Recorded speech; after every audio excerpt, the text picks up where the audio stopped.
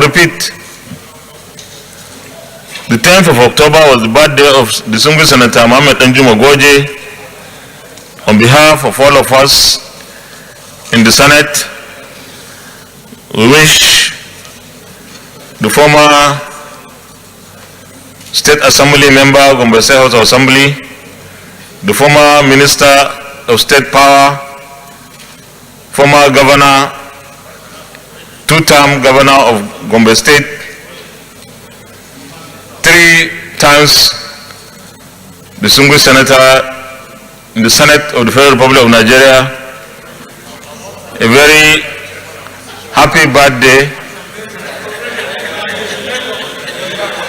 long life, prosperity, and many more years of service to our fatherland. Congratulations.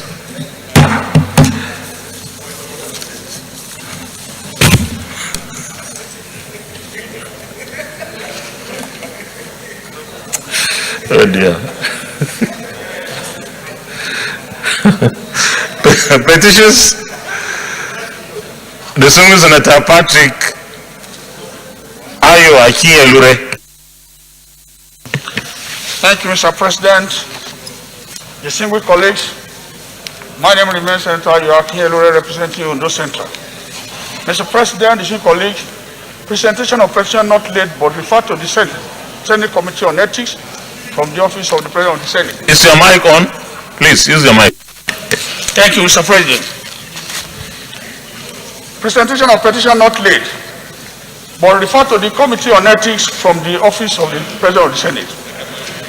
Senate Committee on Ethics, Privileges and Public Petitions, along with order 41, which is to present to the Senate some petitions yet to be laid from the office of the President of the Senate, in order to officially place the petition in the public domain through the floor of the Senate and for the votes and proceeding to capture the approval for referral. Mr. President, dear colleagues, please find below a summary of the petition received from the office of the President of the Senate. 1.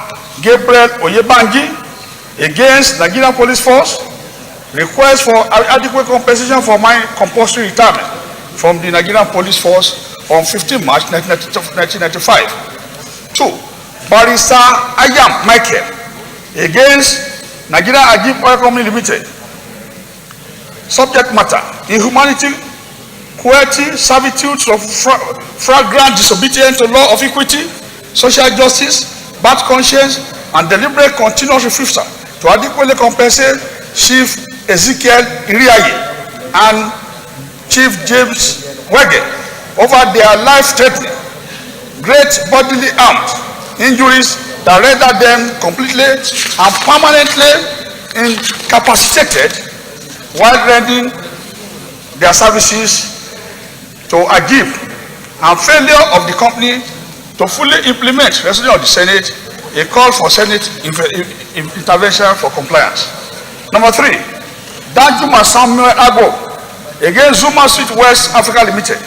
Passionate appeal and request for Your Excellency to come to our rescue regarding the balanced disregard for the rule of law and willful refusal to pay my legitimate emolument and entitlement for 30 consecutive years after one of my re-engagement by Zuma Steel West Africa Limited.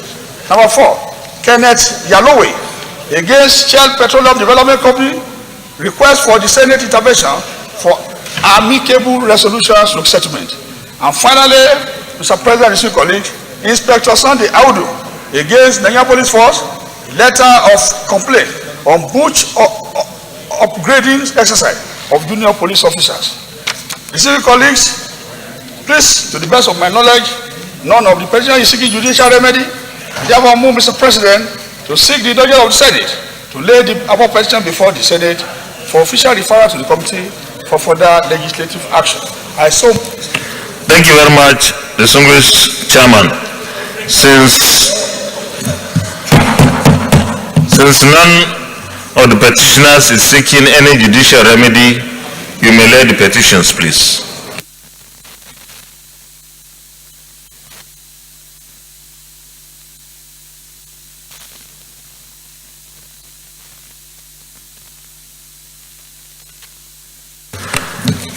The petitions are referred to the Committee on Ethics, Privileges, and Public Petitions to report back within 4 weeks. Any more petitions? Senator Rochas Okorocha. Thank you, my President, distinguished senators. Mr. President, I just ran into a very pitiable situation at the gate from the interns of University of Calabar Teaching Hospital for the unpaid intern salary. Mr. President, this group of young men, our sons and daughters, are gathered at the gate requesting for an intervention, requesting for your personal intervention on their sorry state, having worked as interns for 1 year without a dime, and claimed that they were even asked to pay 30,000 naira each of them before they were registered as interns. And since September to this date, they have not received a dime. Mr. President, these young men are only asking for your further intervention, not as official matter, but a phone call from Mr. President could help their matter rather than going through the process of the normal senatorial proceedings. Mr. President, I so submit.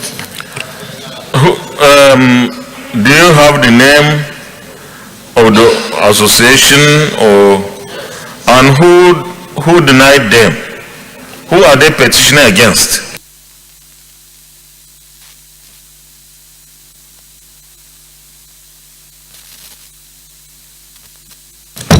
One Professor Igbeme, the Chief Medical Director of the hospital. Which hospital? And they have worked for 1 year, they have not received a dime as interns. Are they seeking any judicial remedy? You may lay the petition, please.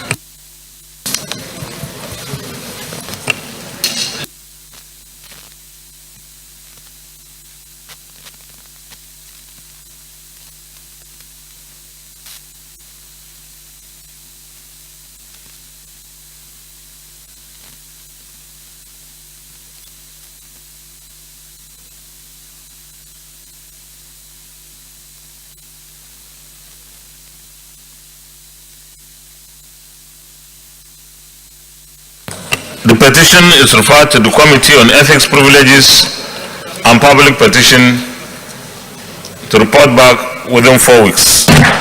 Any more petitions? Leader of the Senate. Point of order, Senator Gesham Basi.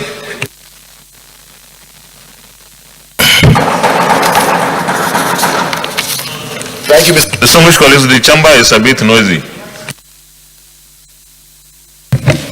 Thank you, Mr. President. My name is Gesham Basi, Senator representing Cross River South in this assembly. Mr. President, I come under Order 42 and 52. With your permission, may I read? You may read. If possible, we referred... Chief Whip. You yourself, how do you whip other people? The chamber is noisy, please.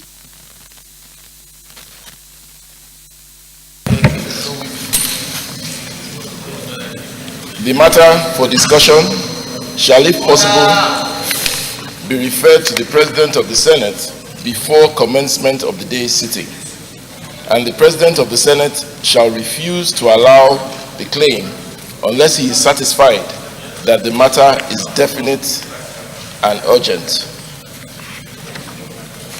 Order 52. Notice shall not be dispensed with in the case of a motion or in respect of any other proceeding for which notice is required except with the consent of the President of the Senate and the general assent of the senators present.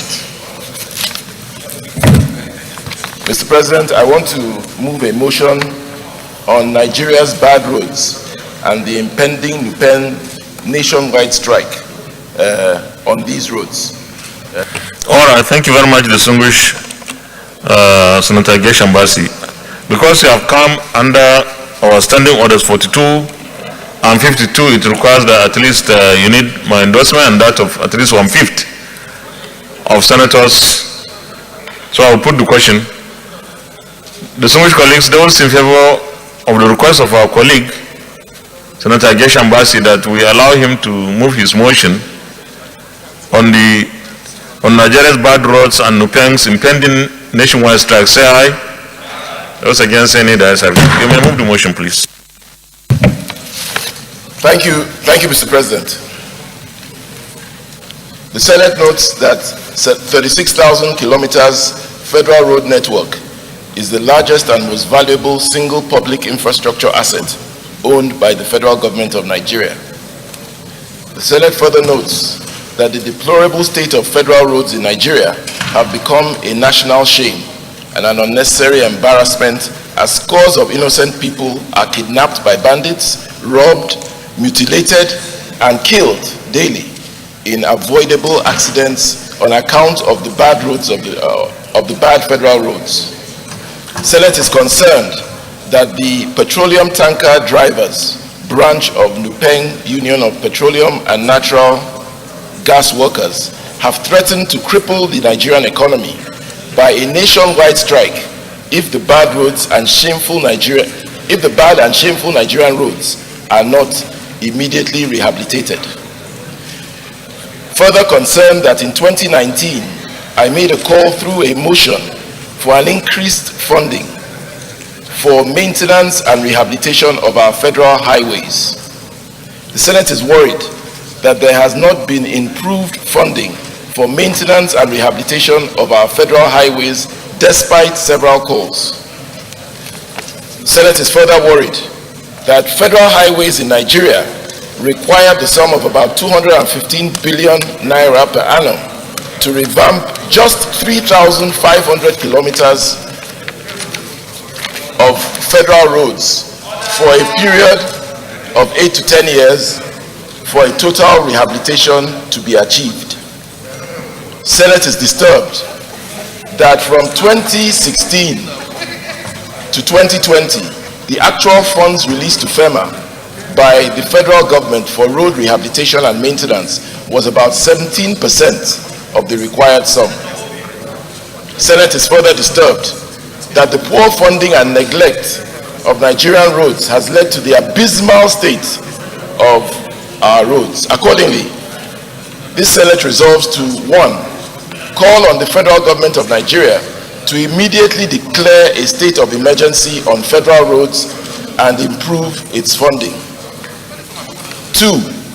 Mandate the Senate to direct the Senate Committee on Appropriations to, as a matter of urgency, allocate the sum of 500 billion to the Federal Roads Maintenance Agency for speedy intervention on our federal highway. Mr. President, I so move. Distinguished Senator Uche Kunefe.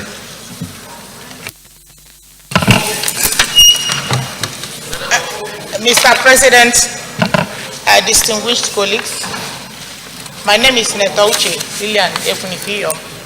I come from Anambra State. Mr. President, thank you very much for asking me to second the motion. First of all, let me commend my brother for bringing up this motion at this point in time. This motion is a motion that concerns every one of us. We are 109 senators here representing 109 senatorial districts in Nigeria, where the road under consideration passed through. Mr. President, to say that our road network in Nigeria is a nightmare is an understatement. The roads in Nigeria are in shambles. Mr. President, FEMA remains one of the most important agencies of this government. FEMA remains one of the most important agencies of this government. But FEMA is not being funded to carry out their constitutional obligation. And that constitutional obligation is to maintain constant maintenance of our highways in Nigeria. Mr. President, I come from Southeast, but I also travel to other zones in this country. It's the same everywhere, from the north to south. It's the same. We have to call a spade by ensuring that government lives up to its expectations by funding FEMA. If we fund FEMA, it's not just constructing the roads, but maintenance of the road is more important than even the construction. What Nigerians are yearning for now is even to maintain the existing roads, not even to go into construction of new ones, but maintenance of the existing roads. All the roads are not passable in Nigeria. You can't even go from west to south without being kidnapped because of the bad spots. Kidnappers, bandits, armed robbers have turned the bad spots into catchment areas. That is even why our economy is dying on daily. You may round up, distinguished, please.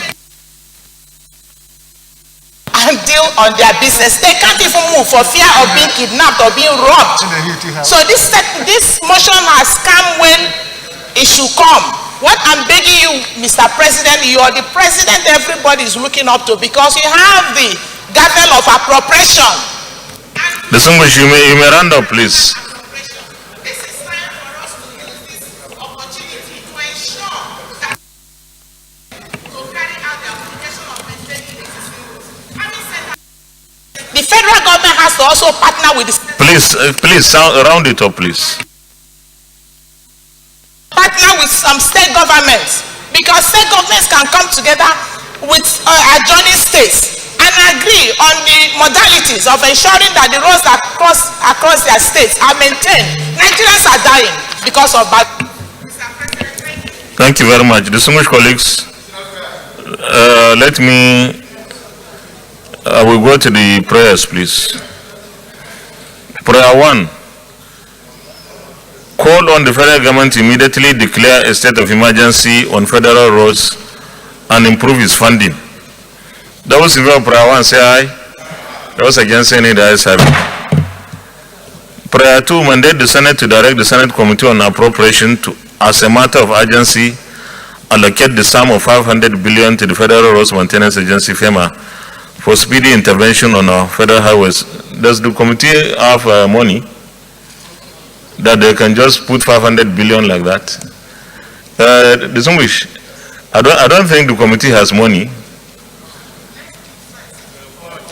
I don't think the committee has money. I don't think we should go ahead and say 500 billion just like that, because it's not something that is so available to them. Senator Alero.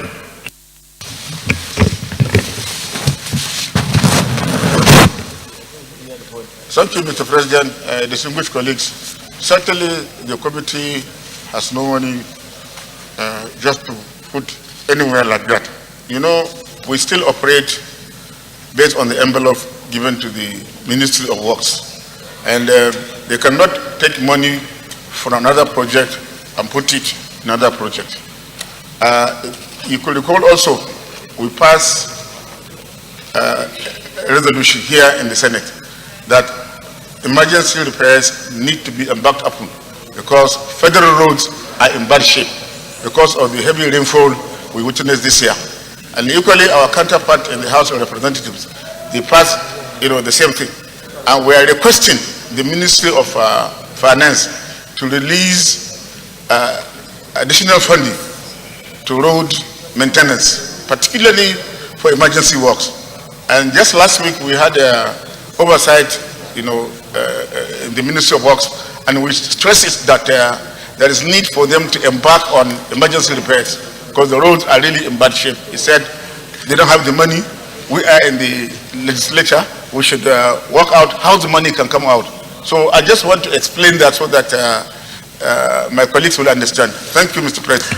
Thank you very much, distinguished Senator Alero. I think because the title of this motion is Nigeria's bad roads and Nupeng's impending nationwide strike. So it's an emergency. So it's not about putting something here, which will be in 2022 if there is something like that. The Federal Ministry of Finance ordinarily should have some funds somewhere, whether in the service-wide votes, or wherever it is, they may have something, and this is an emergency, and FEMA particularly is known to be an interventionist outfit.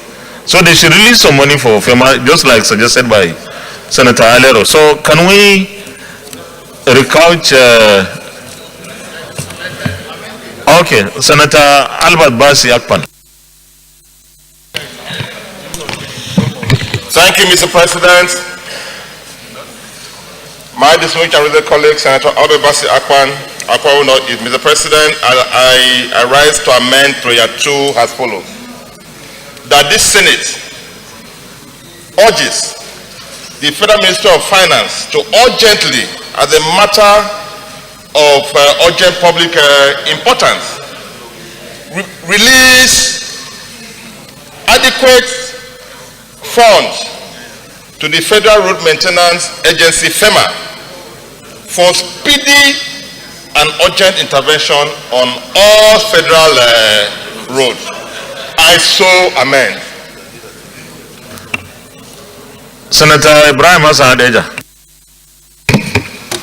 Thank you, Mr. President. I was raising my hand to bring an additional prayer. No. I want somebody to second this.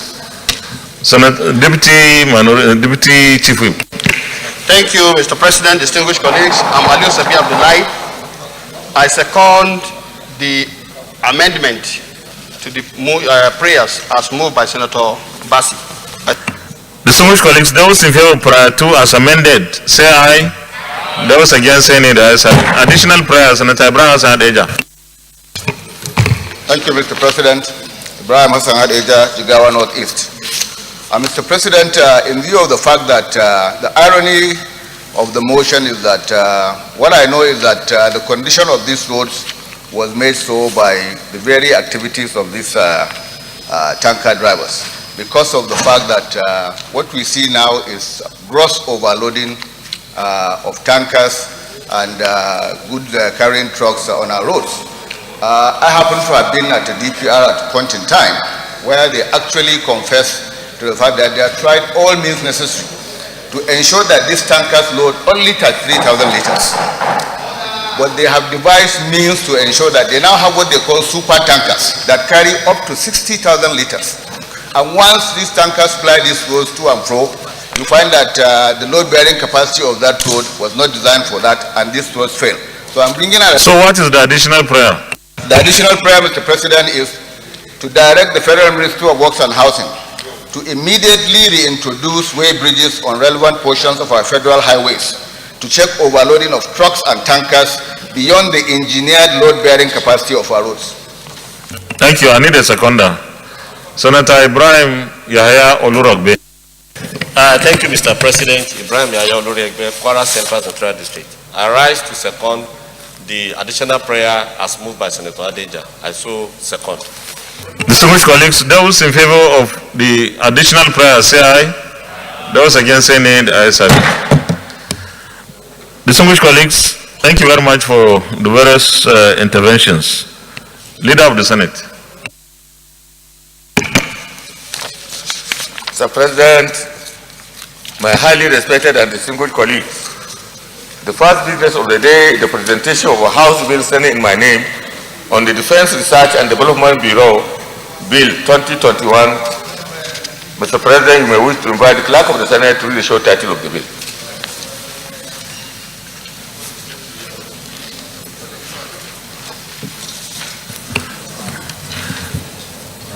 Clerk of the Senate.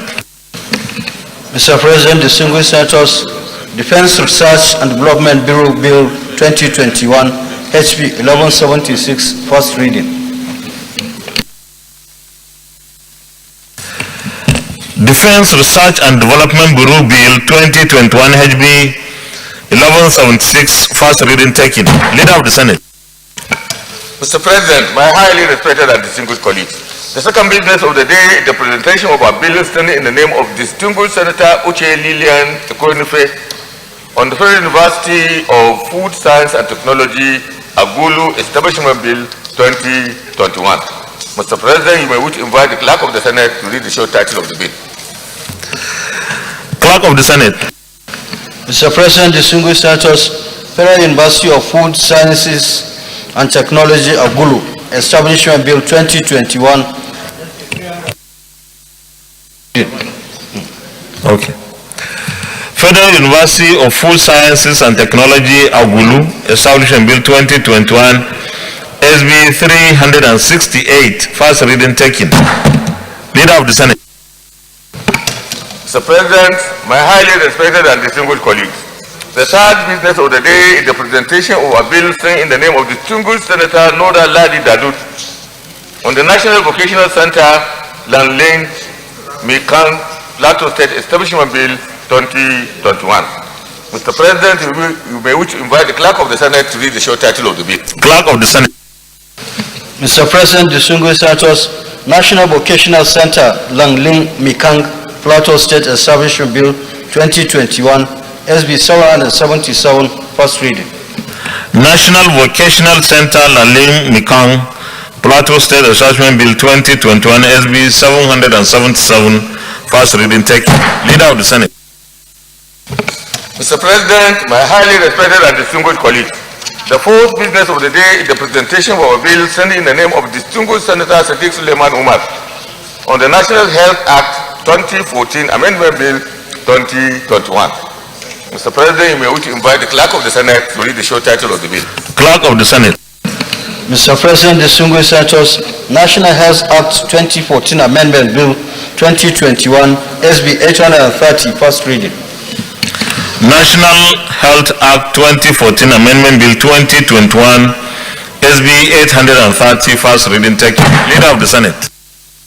Mr. President, my highly respected and distinguished colleagues, the fifth business of the day is the presentation of a bill sending the name of distinguished Senator Patrick Ayo Akinyelwe on the National Institute for Educational Planning and Administration on those State Bill 2021. Mr. President, you may wish to invite the Clerk of the Senate to read the short title of the bill. Clerk of the Senate.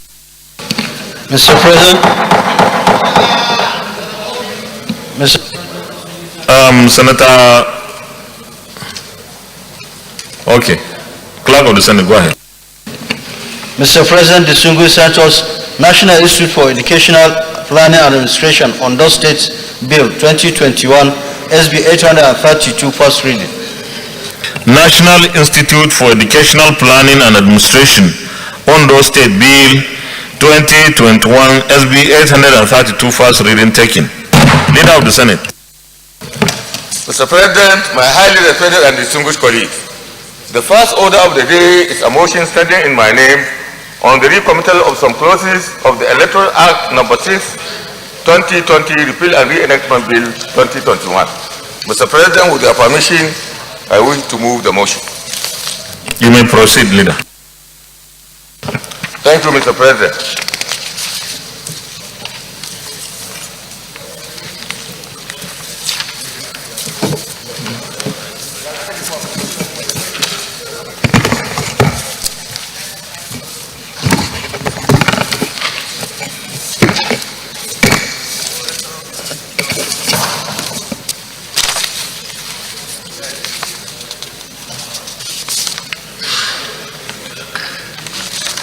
The bill is on recommittal of some clauses of the Electoral Act No. 6, 2010, Repeal and Reenactment Bill 2021, SB 122, to the Committee of the Whole. The Senate recalls that the Electoral Act No. 6, 2020, Repeal and Reenactment Bill 2021, was passed by the Senate and the House of Representatives recently. Observe that after critical examination of the bill, some fundamental issues which require fresh legislative action on the following clauses, 43, 52, 63, and 87 were observed. Desirous of the need to address the observations of the committee and make necessary amendments, and relying on Order 1B and Order 53-6 of the Senate Standing Order, this Senate resolves to rescind the decision of on the affected clauses of the bill as passed and recommit same to the Committee of the Whole for further legislative action.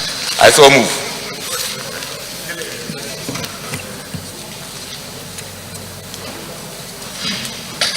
I need any contribution. Minority Leader, you want to contribute? No? Okay. Okay. No, but at this stage, whoever wants to make some comments can do so. You second the motion, Senator Smart Ademi, and make your contribution. Mr. President, actually I'm not supporting this motion. I'm opposed to this motion. Sorry?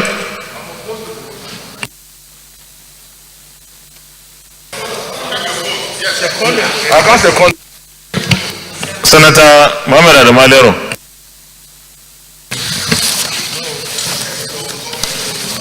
Thank you, Mr. President, distinguished colleagues. I remain Mohammed Adam Aliru. Mr. President, I rise to second this very important motion, heavily moved by the leader of the Senate.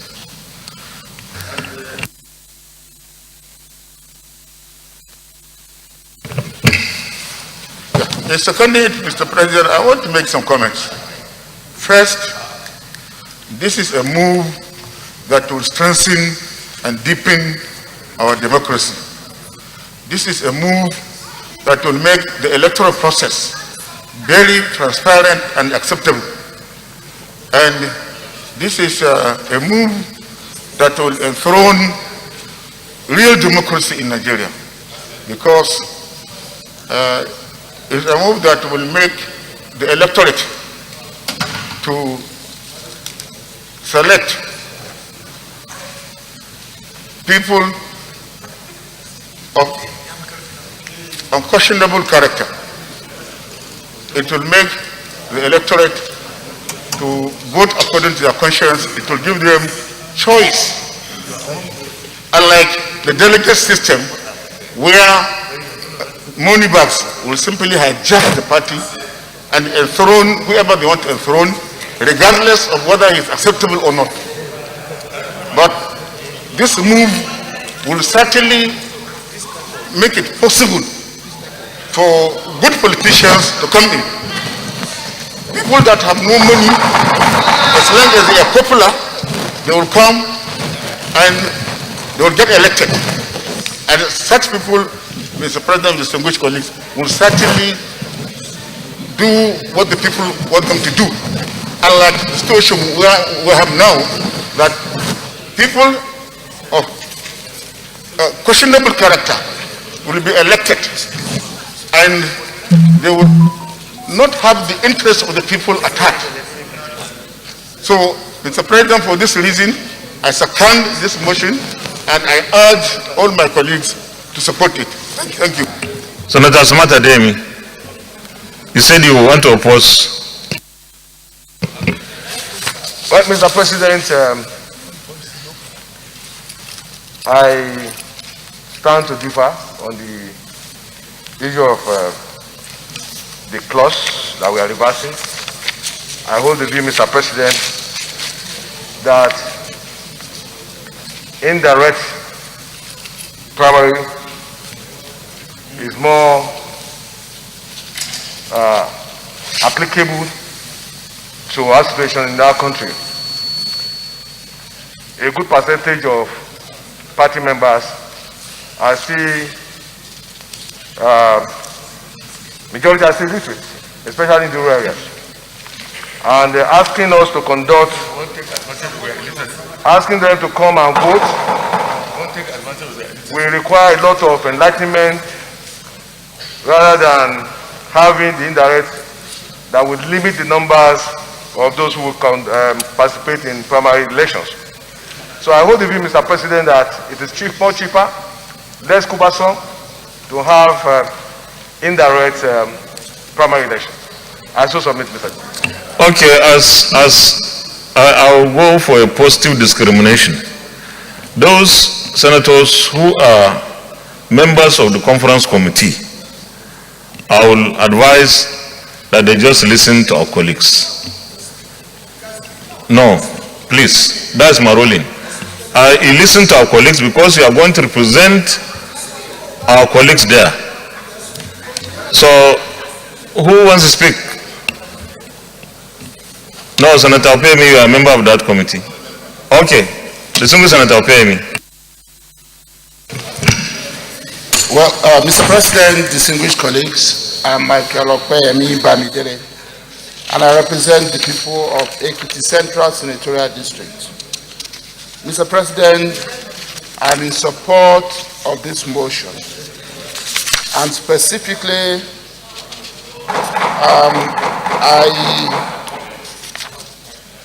I want to say that what is being proposed in clause 87 with respect to conduct of primaries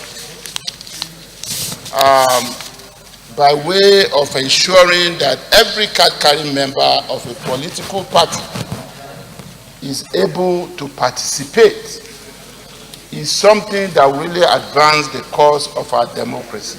Simply put, Mr. President and distinguished colleagues, it is a way of giving power back to the people who are members of the political parties. This is not about any political party. Every political party will enjoy this right. Every card-carrying member of all the parties will enjoy this right. I really believe that if this our democracy will be strengthened, if this our democracy will grow, and if we are going to be able to take it to anything close to global best practice standards, it is time for us to adopt direct mode of primaries. Okay. You may round up now, please. Section 87. Speaking of the same section, sir, I believe that what we have in subsection 4 should be consistent with what we should also have in subsection 4 is simply saying the guidelines to be adopted by political parties must be submitted to INEC, at least 14 days before the primaries, which is to ensure that there's equal opportunity for everybody. But if you look at subsection 7 of that constitution, it's saying that every participant, every aspirant shall be entitled to a copy of the guidelines. So what we have here is establishing the right of aspirants to a copy of the guidelines. What we should also have is creation of a duty that shall also be the duty of the party to ensure that every aspirant is given a copy of the guidelines, also at least 14 days to the primaries, so that aspirants can make sure that the same guideline that they have is... Please, distinguished, you may round up, please. Excuse me, please. Distinguished Senator Uche Ukwenefe, I'm not asking you to contribute. If you are a member of the conference committee, and let me tell you, you are not here when you are made a member. Just listen, please. As a member of the conference committee, and I will not recognize Senator Gwoje, just like you are supposed to listen to our colleagues. There are some who want this, there are some who are opposed to it. It's for the conference committee to retreat after the submissions by our colleagues and then take a decision. You can't just stand up and say this is where you stand as a member of the conference committee. And this is the rationale why I'm not supposed to take a position. So please, those of you who are members of the conference committee, just listen to the arguments of our colleagues. And then after the debate and whatever happens, you can now go to the House engagement with an opinion, which will be the preponderant opinion of the Senate. And that's why I said, if you are a member of the committee, you are not going to debate. You are not going to participate in the debate. Any other person who is not a member, Senator Buhari, are you a member? Senator Abdul Fattah Buhari. Thank you, Mr. President. Buhari Abdul Fattah Oyono. Mr. President, if we say we are practicing democracy and we try every time here and there to copy the developed world, let's do it the way it is done over there. No. And then we try as much as possible and track it to suit our situation. No.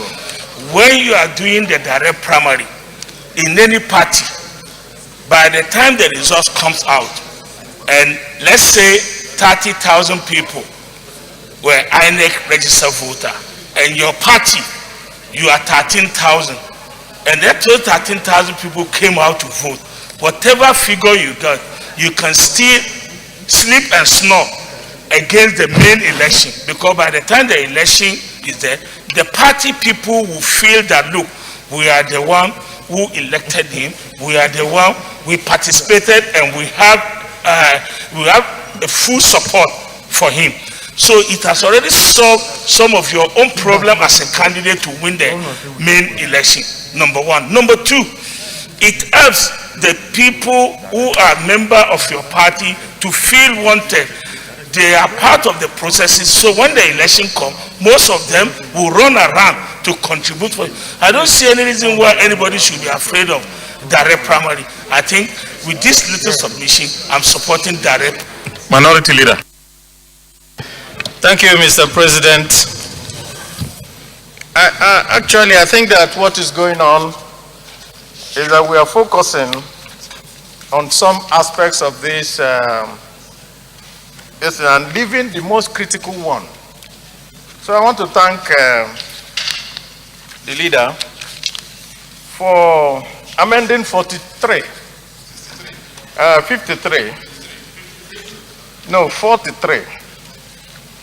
Because 43 now makes provision for acceptance of electronic voting machine and electronic or transfer of results, which means results being transferred either electronically or physically, which is exactly what caused the problem.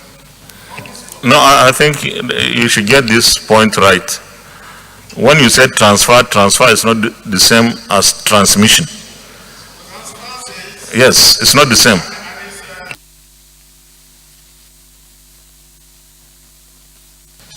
Either way that you use and take results out as determined by the electoral body. Now, on the other question, which is on the fact of primaries, which is what the original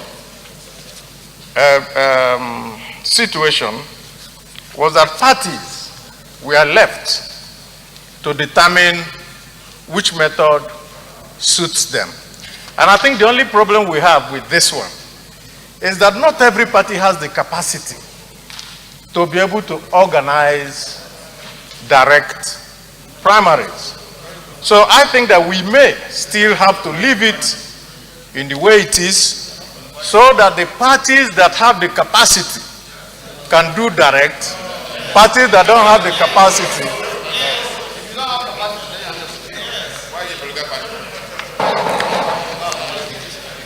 Mr. President, those are my views, and I think that with those views, I rest my case.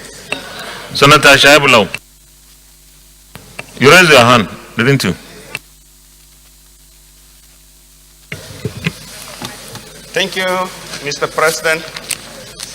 My name is Isa Shoaibullah, representing the good people of Karaba North.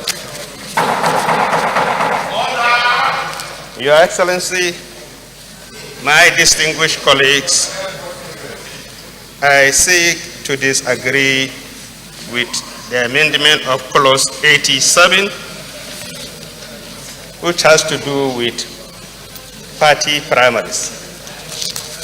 Your Excellency, my distinguished colleagues, we are all Democrats here, and we must imbibe the culture of democracy. Your Excellency, I want to thank the leader for the mere fact that he allows an amendment that the Commission may do electronic voting and do the transmission. Your Excellency, we all agree that some of us have problems with our governors, but that should not tie the party to only one choice. We must give the party opportunity to practice democracy. Democracy is all about choices. If we tie the hands of the political parties to only direct primaries, it means we are not giving the parties the opportunity to practice democracy. No. Look, we must not say because we have fears that the governors are hijacking the parties or whatever, that we will tie the hands of the political parties to only one way of. We must not tie the parties to only one way of doing primaries. If the party doesn't have the capacity to go on direct primaries, what happens? Because direct primaries involve everybody, more money, more resources to conduct direct primaries. You round up, please. You round up. Distinguished colleagues, let me say that I have taken enough contribution. Those who spoke for, those who spoke against. What matters is actually going through the clauses, not what we are saying. It's just to allow people to understand what we are trying to do. So, leader of the Senate, the Senate resolves into committee of the whole. So you can vote for, you can vote against. That's all. Mr. President, my highly respected and distinguished colleagues, I write to a motion that this distinguished Senate resolves in the committee of the whole to consider the report of this motion. Minority Leader. Thank you, Mr. President. I so second. Distinguished colleagues, those in favor of the motion that the Senate resolves into committee of the whole to consider the report clause by clause, say aye. Aye. Those against say nay. The ayes have it.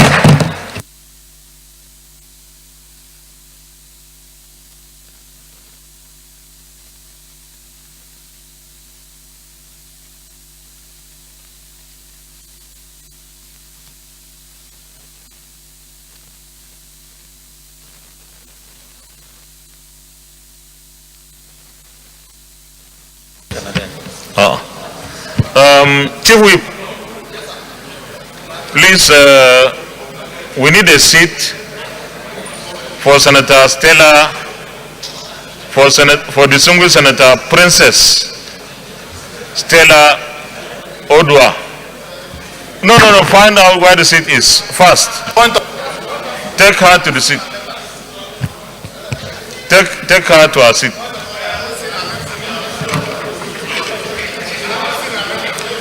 Actually, we are waiting for your letter. We are waiting for your letter, sir. So, distinguished colleagues, Chief, we will do that one.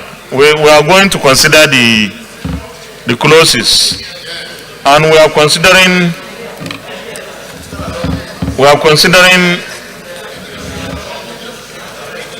clauses.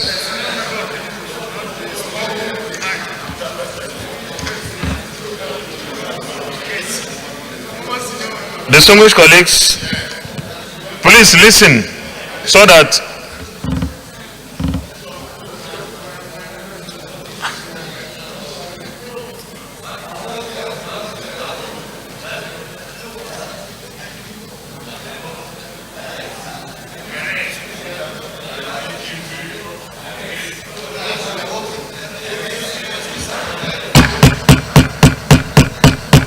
no, we want her properly accommodated.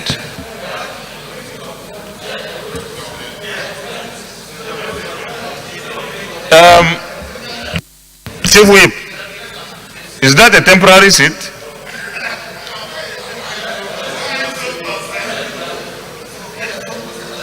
Is that a temporary seat? Sergeant at Arms, you please, you may suspend what you are doing now. She can sit anywhere, but make sure you give her a seat that is appropriate. Yes. I interpret the rules.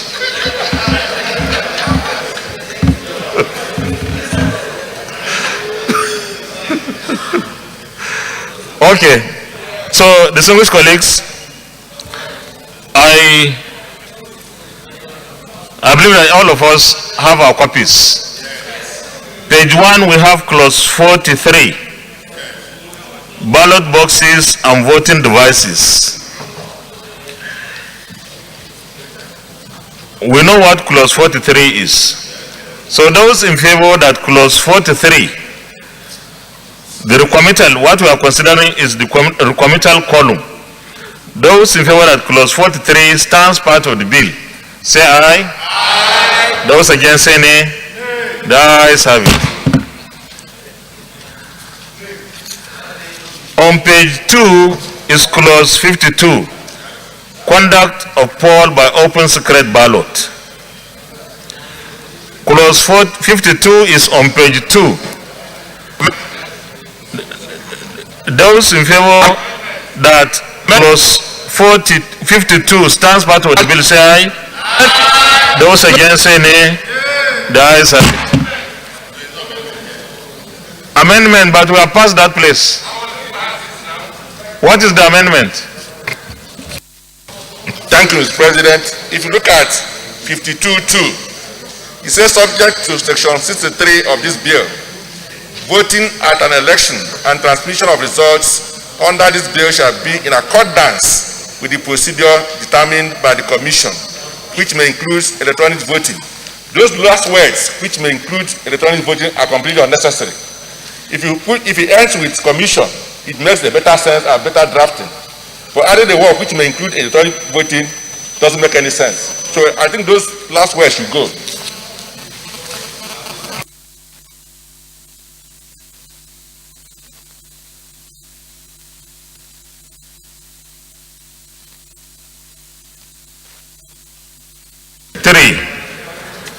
And we know what section 63 means. Any seconder to the amendment? Leader, you raise your hand. No, you have to stand up. Leader. Mr. President, my highly respected district colleague, I second this motion in view of the fact that actually which may include electoral voting is a tautology, because we have already given the authority the power. It's superfluous. So I think it doesn't hurt the intendment of the legislation if we take those words out.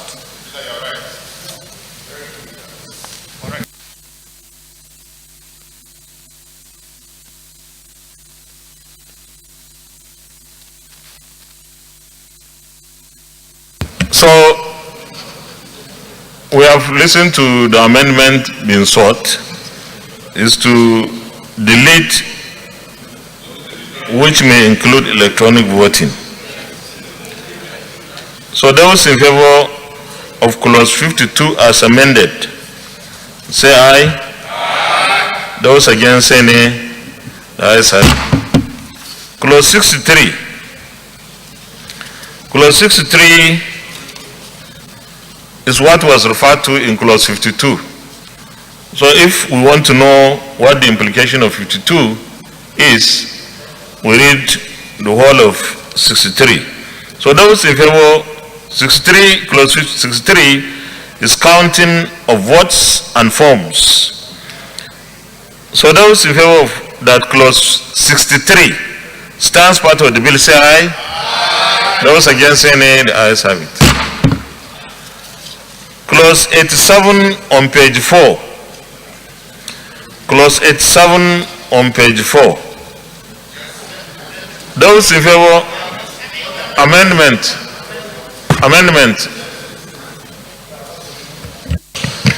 Mr. President, distinguished colleagues, Michael Okwemi, Bamidele, Central. I'm proposing to amend clause 7 of section 87. Are we not in 87? We are. Yes, sir. 87. We have not? No, we have reached 87. We have.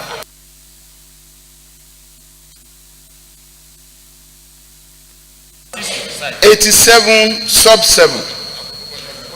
What we have here seeks to establish a right, but what we need is creation of duty.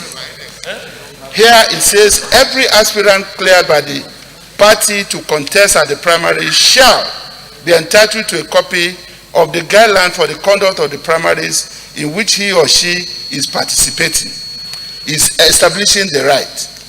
But what we should have is creation of a duty that every aspirant shall not later than 14 days, just like we have in subsection 4, which says the INEC shall be given a copy of the guidelines by the party at least 14 days before the date of the primaries. It's the same thing that should apply to aspirants. Aspirants must know at least 14 days so that they're able to compare the copy of the guideline they have with the one with INEC.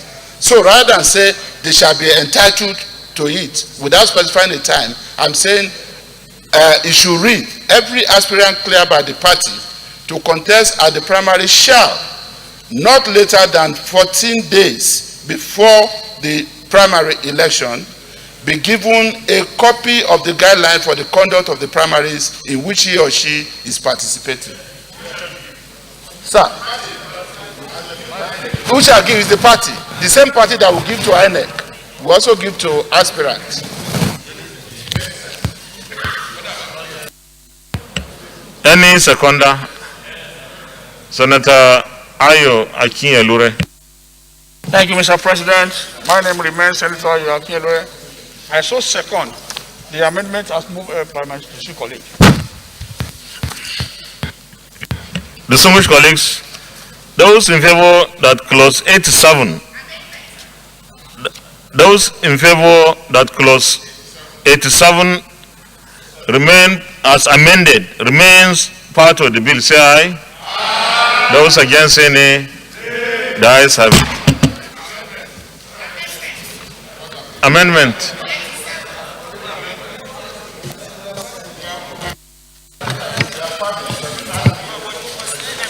I was saying amendment. Mr. President, I have amendment to section 87.1 and 87.4.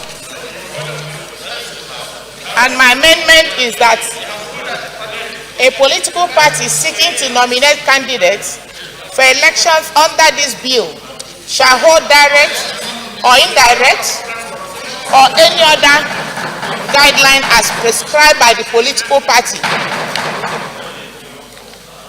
Shall hold direct, indirect, or any other guideline as prescribed by the political party. Then section 87.4, the procedure adopted. Okay.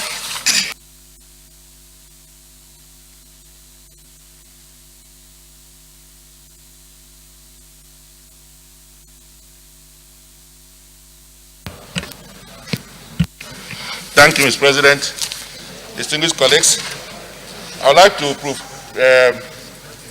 suggest further amendment to section 87.4. 87.4. Your Excellency, it reads, the procedure adopted for direct primaries shall be spelled out in guidelines to be issued by the political party and filed with Commission at least 14 days before the primary election. Now, Your Excellency, whatever is worth doing at all is worth doing well. Because in the case of the presidential primaries, so many people are involved. Sir, my amendment is that in the case of presidential primaries, it needs to be staggered. So I'm adding a proviso, provided that in the case of presidential primaries, the parties shall stagger their primaries along geopolitical zones.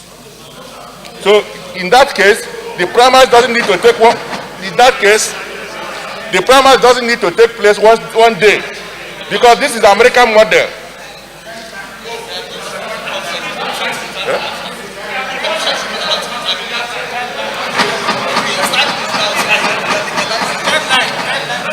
Yeah, that's why I'm making a proviso for the case of the presidential primaries.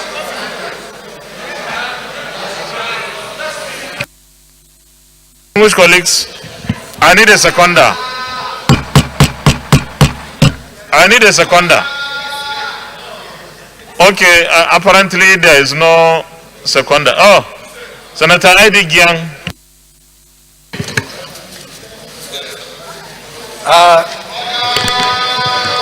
Mr.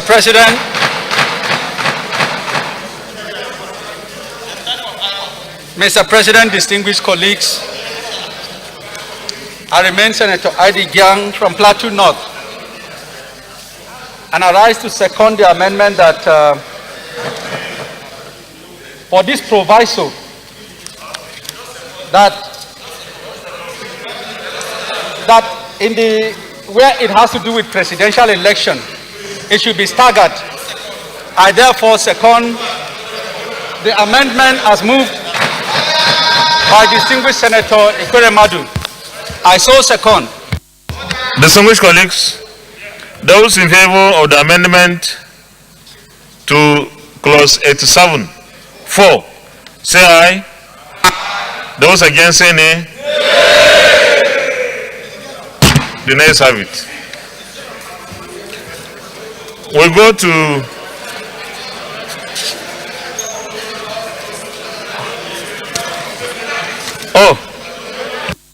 distinguished colleagues, Senate Leader, Plenary. My highly respected and distinguished colleagues, I rise to a motion that the chair reports progress. Thank you, Mr. President. I reluctantly support the position of the leader.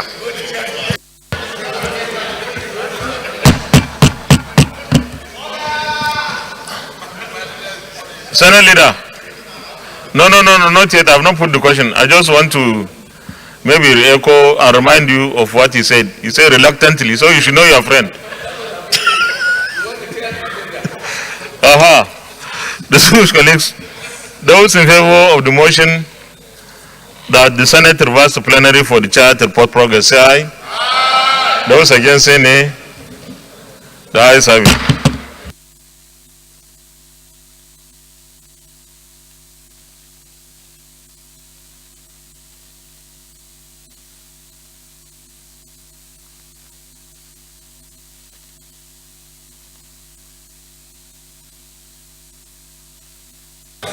Distinguished colleagues, the Senate and the Committee of the Whole considered the Electoral Act number 6, 2010, repeal and enactment bill 2021 and approved as follows.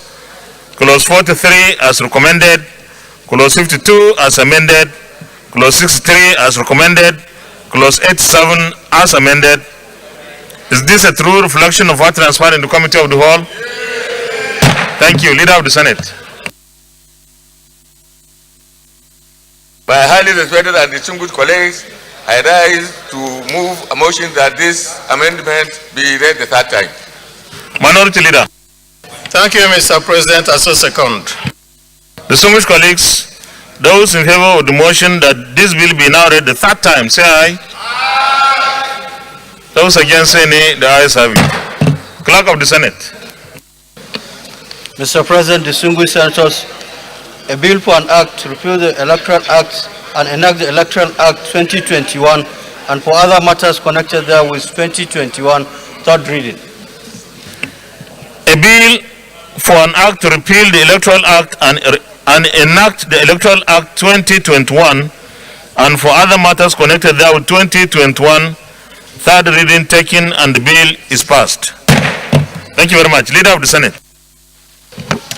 Mr. President, my highly respected and distinguished colleagues, the second order of the day is the presentation and consideration of the report of the Committee on Judiciary, Human Rights and Legal Matters on the screening of Honorable Justice Hosseini Baba Yusuf for appointment. Distinguished colleagues, please, those of our colleagues who are not in their seats, please go back to your seats. Please. Clerk of, where is the Chief Whip? We have no whip today at all. Even the minority whips are not here. Chief Whip, you are too busy. Okay, leader, go ahead. Yes, sir.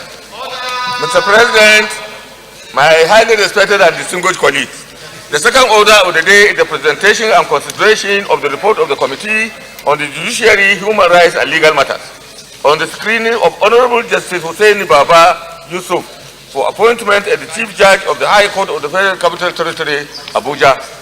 The Distinguished Senators will recall that the request of Mr. President Commander-in-Chief was referred to the committee on Wednesday, 6 October 2021. Mr. President, you may wish to invite Distinguished Senator Opeyemi Bamidele, Chairman of the committee, to move the motion for the presentation and consideration of the report. Distinguished Senator Michael Opeyemi Bamidele. Thank you, Mr. President. Mr. President, distinguished colleagues, I am Michael Opeyemi Bamidele, Ekiti Central Senatorial District. Mr. President, I move that the Senate do receive and consider the report of the Committee on Judiciary, Human Rights and Legal Matters on the confirmation of the nomination of Honorable Justice Hussein Baba Yusuf for appointment as Chief Judge of the High Court of the Federal Capital Territory. Mr. President, I so move.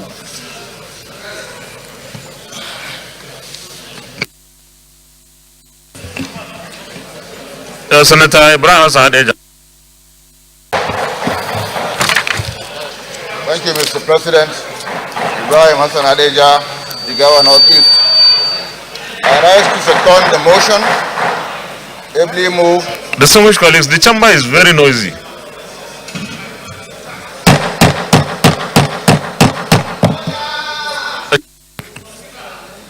Distinguished colleagues, please, let's listen to our colleague in silence, please.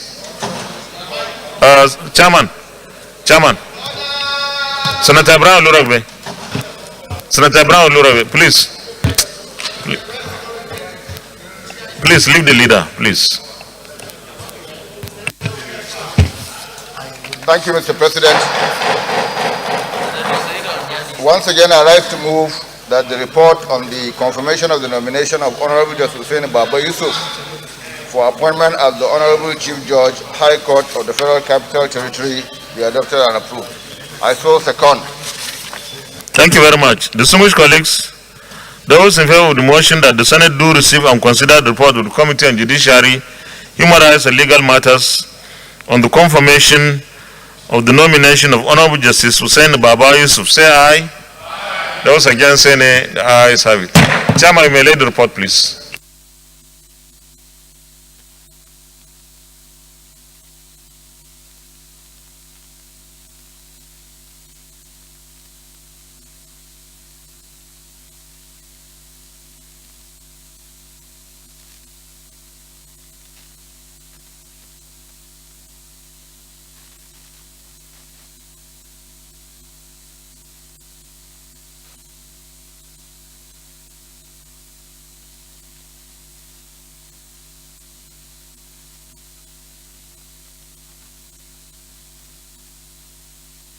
Chairman, you may present the report.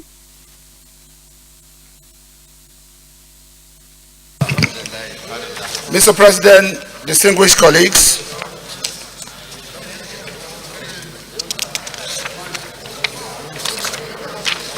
the Senate, at its plenary sitting on Wednesday, 6th October 2021, considered the request of Mr. President and Commander-in-Chief of the Armed Forces of the Federal Republic of Nigeria for the confirmation of nomination of Honorable Justice Hussein Baba Yusuf for the appointment as the Honorable Chief Judge, High Court of the Federal Capital Territory, Abuja. Mr. President. Hi. Distinguished Senator Gobir.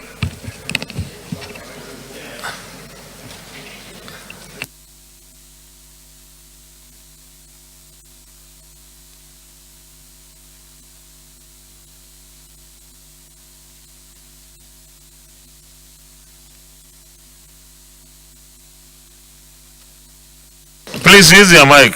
Your mic is off. For the avoidance of doubt, this appointment was made pursuant to Section 256(1) of the Constitution of the Federal Republic of Nigeria, 1999, as amended, which requires that the appointment of a person to the office of Chief Judge of the Federal Capital Territory, Abuja, shall, be made by the President on the recommendation of the National Judicial Council, subject to confirmation of such nomination by the Senate. It is in line with this provision that the appointment of the nominee was forwarded to the Senate.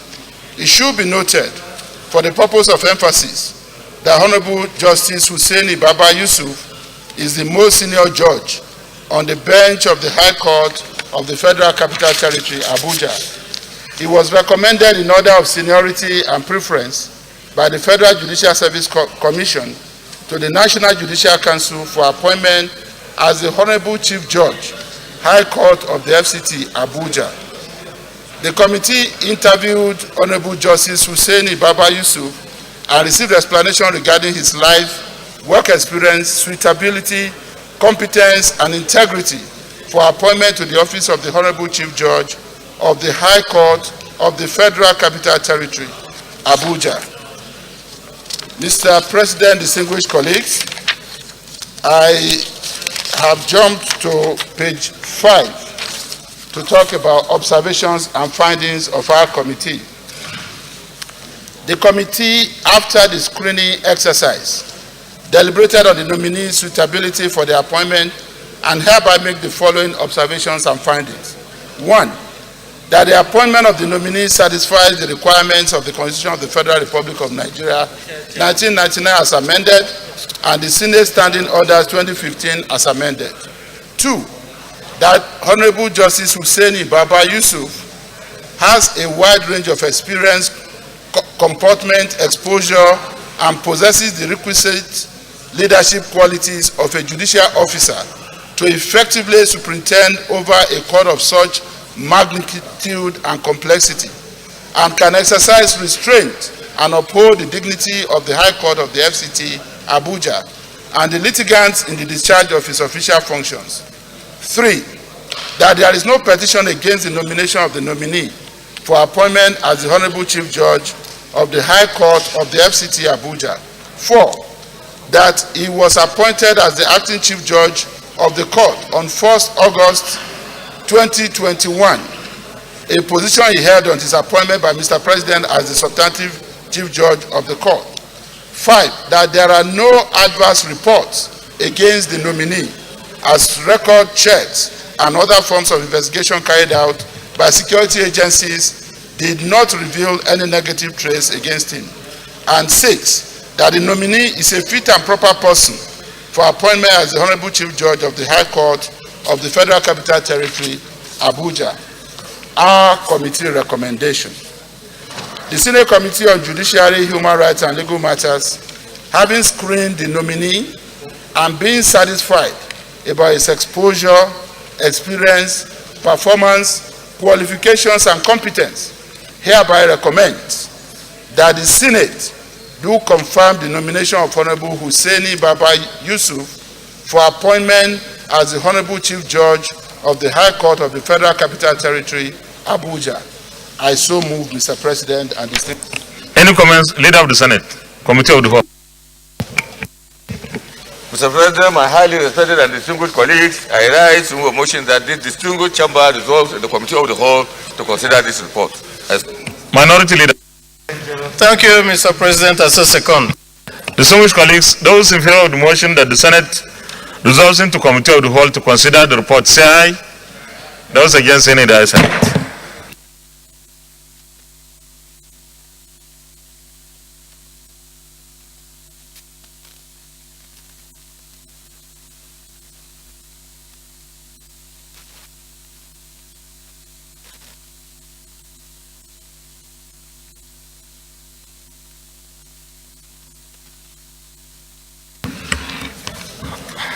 Distinguished colleagues, we do approval.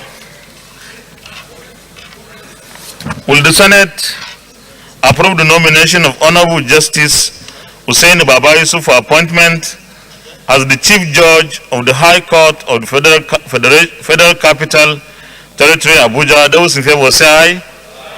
Those against, say nay. The ayes have it. Leader of the Senate. Mr. President, I rise to move a motion that the chair reports progress.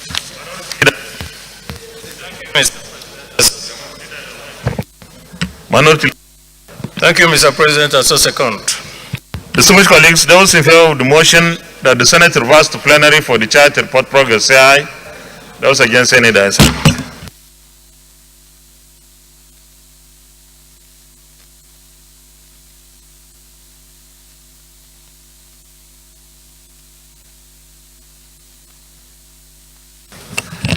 The Senate in the Committee of the Whole considered the report of the Committee on Judiciary, Human Rights and Legal Matters on the screening of Mr. President's nominee for appointment as Chief Judge of the High Court of the Federal Capital Territory and approved the nomination of Honorable Justice Hussein Baba Yusuf as Chief Judge of the High Court of the Federal Capital Territory.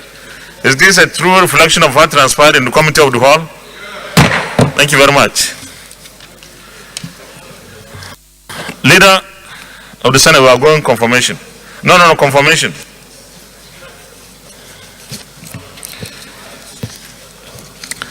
Will the Senate confirm the nomination of Honorable Justice Hussein Baba Yusuf for appointment as the Chief Judge of the High Court of the Federal Capital Territory, Abuja? Those in favor say aye. Those against say nay. The ayes have it. The nomination of Honorable Justice Hussein Baba Yusuf is hereby confirmed as the Chief Judge of the High Court of the Federal Capital Territory, Abuja. Congratulations to him and wishing the best of tenure. Leader of the Senate.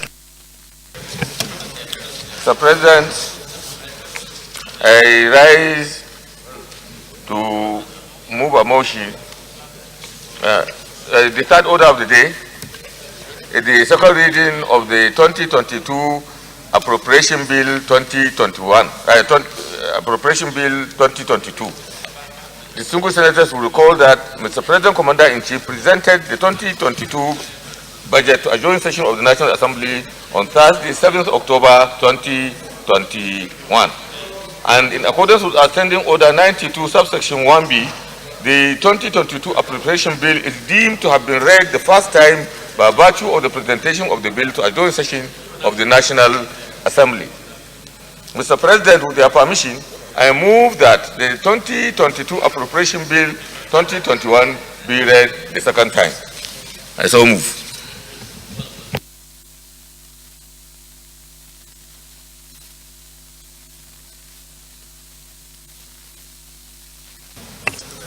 Leader, before you move the motion,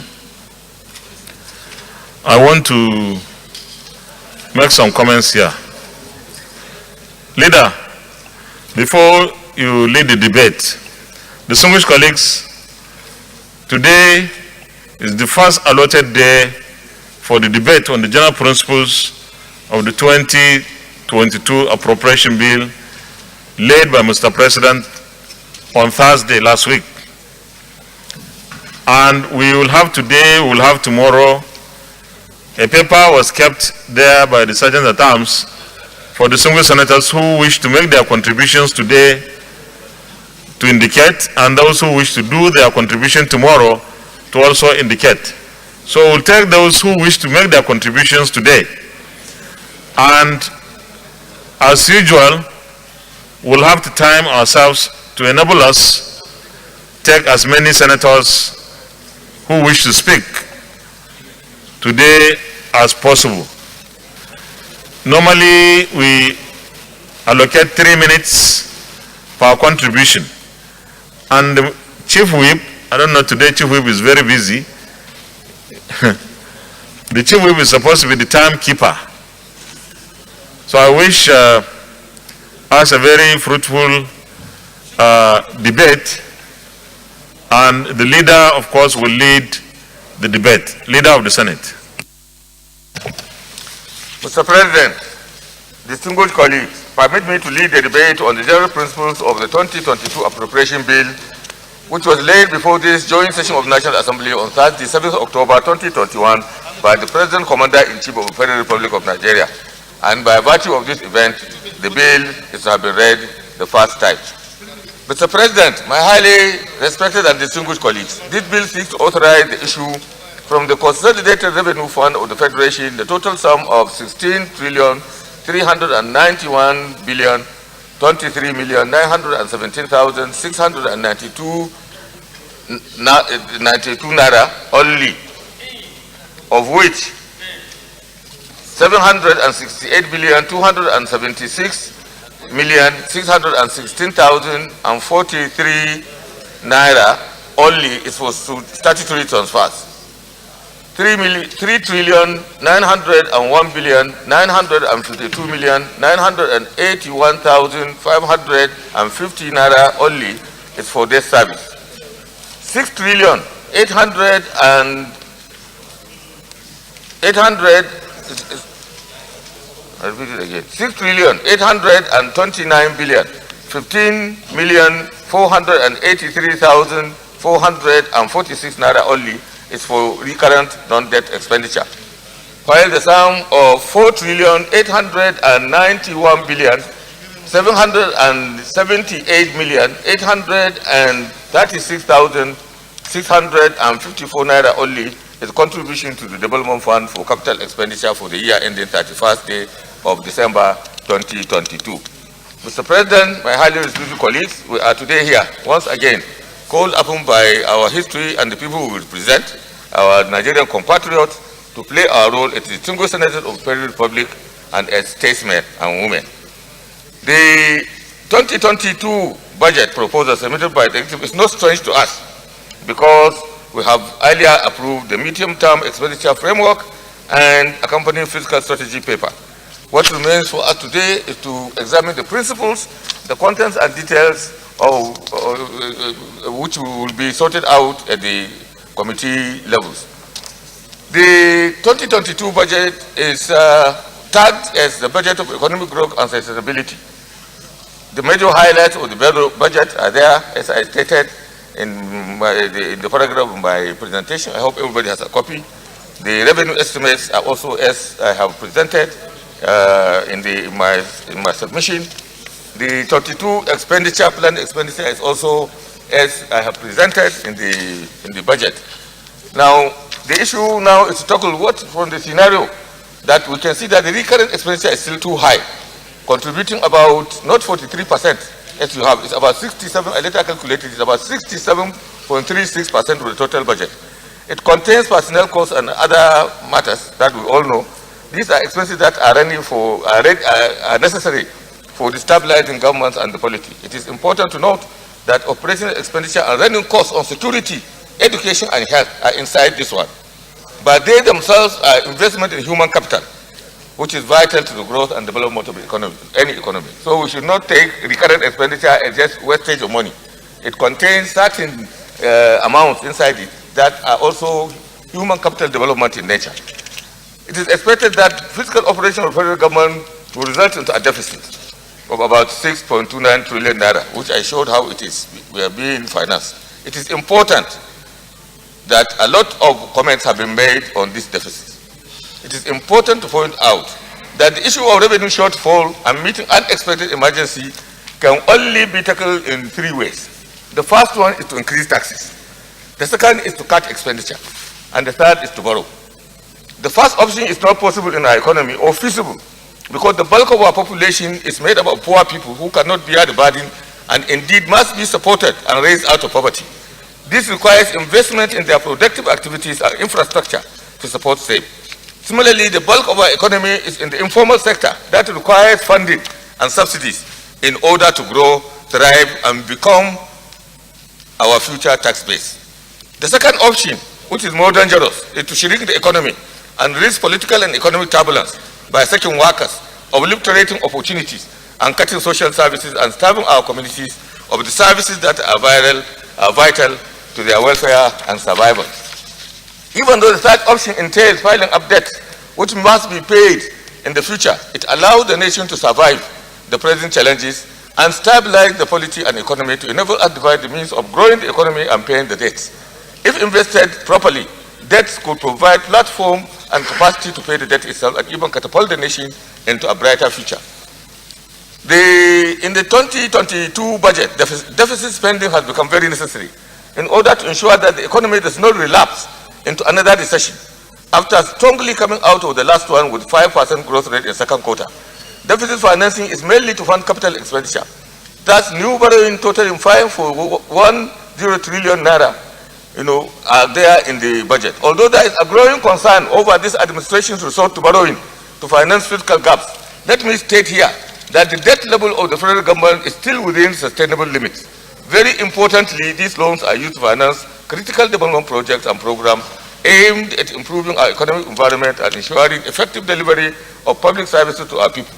And I have listed some of the issues that this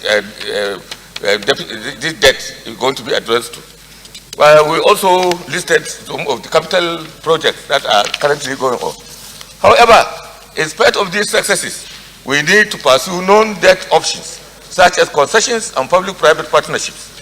Capital projects that are good candidates for PPPs, by their nature, should be developed for private sector participation, as well as explore available opportunities in the existing ecosystem of green financing, including the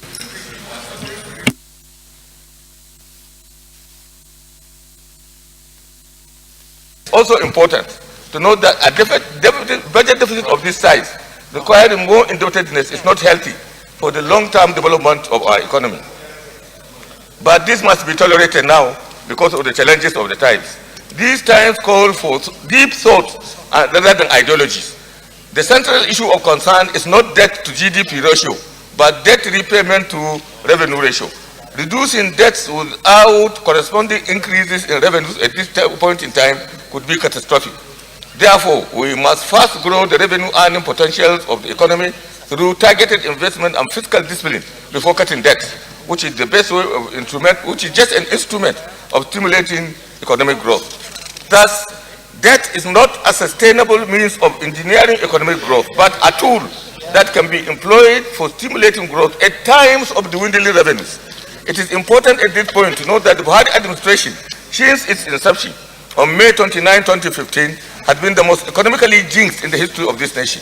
It started with having to manage 40 to 50% of revenues normally accruing to previous administrations, in spite of having larger and more intractable outlays of social, political, and economic responsibilities to attend to. This administration, unlike others in the past, tackled and survived two recessions, that is 2016 to 2017 and 2020 to 2021, which were characterized by negative growth, loss of revenue, and loss of jobs. It fought its way out of these recessions by increasing public spending. With falling revenues, incurring public debt is the only viable fiscal remedy available to prevent economic collapse, political crisis, and social despair. This administration, therefore, needs to be praised and not reviled. The performance of this administration should therefore be objectively measured by taking these issues into account. Mr. President, it is important that going forward, our economic policy makers must understand that we should make attempts to drastically reduce and eliminate our reliance on budget deficit and public debt as the only means of stimulating economic growth. In this respect, I urge the executive to work jointly with the National Assembly to embark on a paradigm shift for the development of our economy. We must move away from a paradigm that puts ministries, departments, and agencies at the center of the implementation of our development initiatives and programs.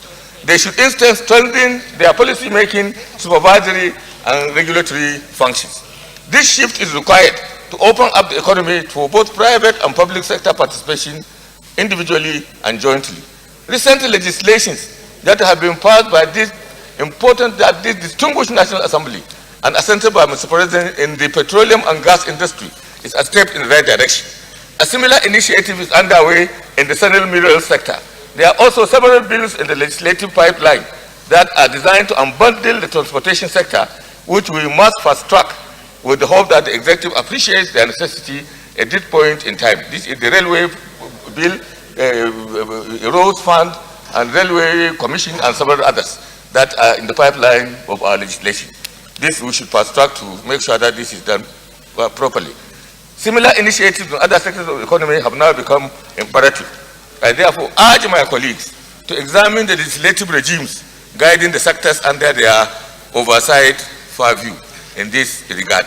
I therefore urge my colleagues to approve the second reading of this Appropriation Bill 2022 for further legislative work by the Appropriation Committee and its subcommittee. I rest my case. I appreciate your attention. Thank you, and God bless you. Minority Leader. Thank you, Mr. President. My distinguished colleagues, I just have one question to ask. on this budget. And that question is from page 3 of the leader's submission here, where he says in the second paragraph that the total fiscal operations of the federal government will result in a deficit of 6.26 trillion, representing 3.39% of our estimated GDP, which is above the 3% threshold set by the Fiscal Responsibility Act. How do you punish anybody who breaks the law? When a government breaks its own law of 3% and is moving beyond that, what do you do? Maybe the leader will tell us what to do later. Leader, you have also talked about the 3 options.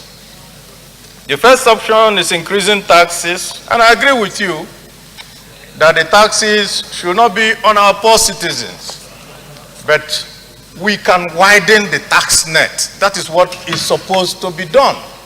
Not to make excuses for government to say we can't. We can widen the tax net, and that is what I suppose that we ought to do. The second option about cutting expenditure. I do not think that the problem is the expenditure that goes to supporting our people. I think the expenditure is that government itself, 40% of what we spend today on overheads can be cut because they go to no moment at all. Nigeria is a poor country. We have no business having 7 aircrafts that are servicing people in this place when the United Kingdom itself does not even have an aircraft for its own government.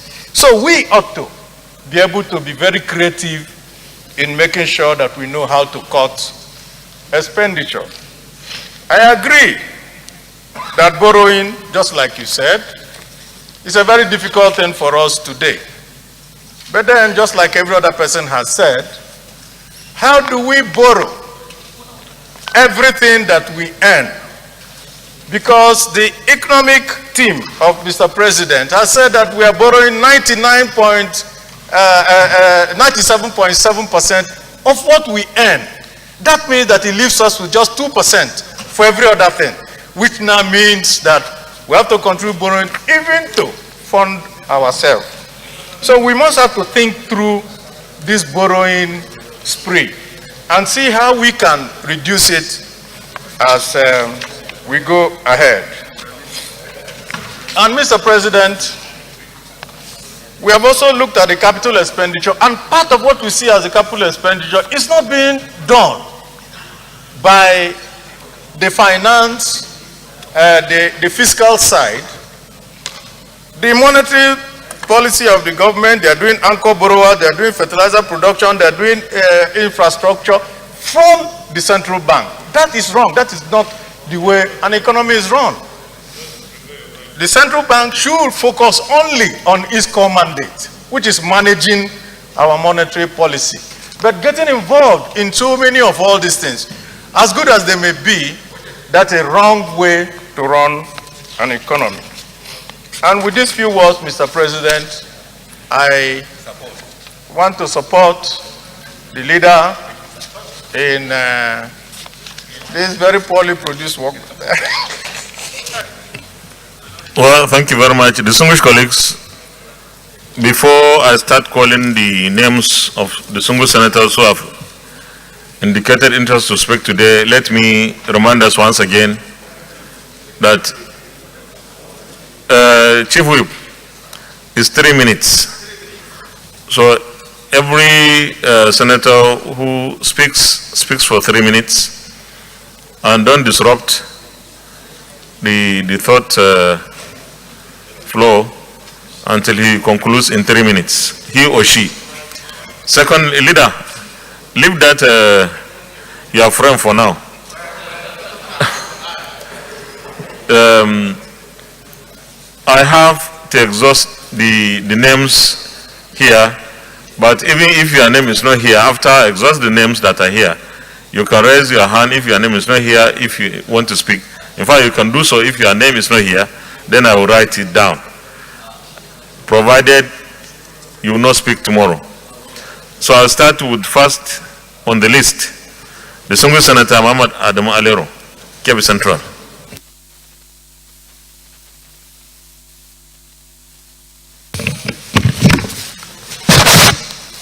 Thank you, Mr. President.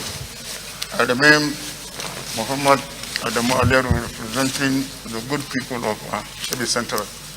Mr. President, let me start my contribution by first and foremost commending His Excellency Muhammad Buhari, President Commander-in-Chief, so submitting the 22 appropriation bill before the National Assembly in good time. Having done that, Mr. President, let me also commend him for equally presenting the budget of 2021 in good time, and we also pass it in good time.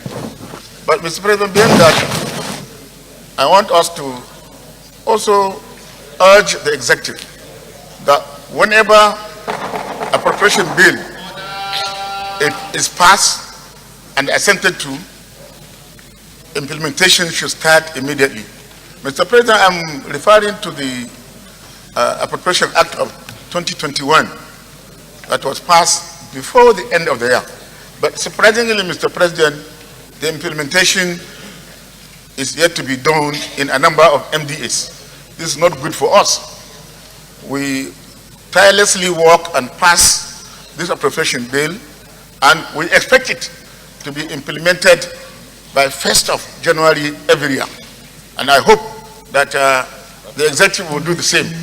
Having said that, Mr. President, let me also comment on some of the issues already being commented by the leader. Yes, we are worried about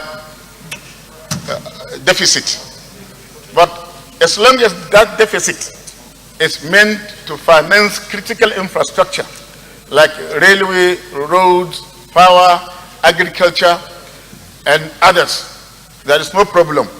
It will generate the economy, it will inspire a lot of activities within the economy, and people will get employed instead of getting the economy at the doldrums. So certainly let Nigerians understand that even borrowing is meant to stimulate the economy. You borrow money not to spend it on recurrent expenditure, on items of recurrent expenditure, but you borrow money to finance critical infrastructure like roads, railways, bridges, and what have you.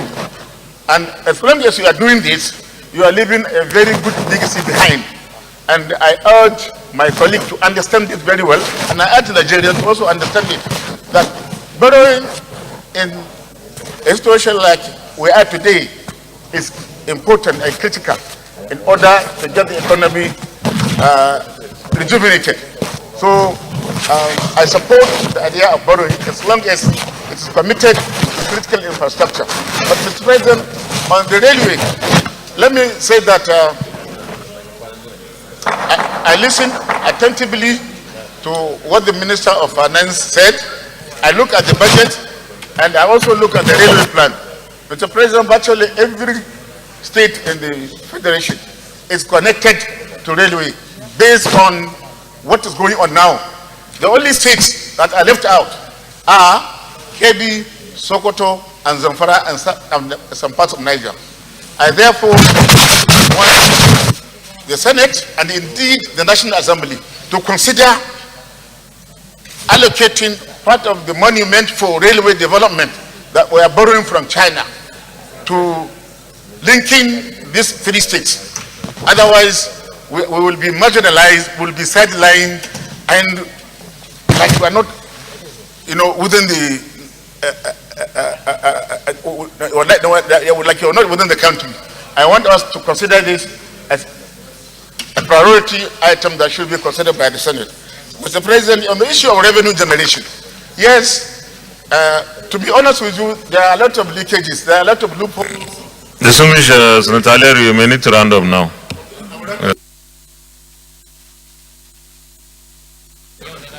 So that we don't rely on deficit or don't rely on borrowing. Mr. President, it is on authority. I want to say that the FRS can do a lot to double our revenue collection if only they can deploy technology and other means of revenue collection to generate revenue and collect revenue. The same thing with the Nigerian Customs Service.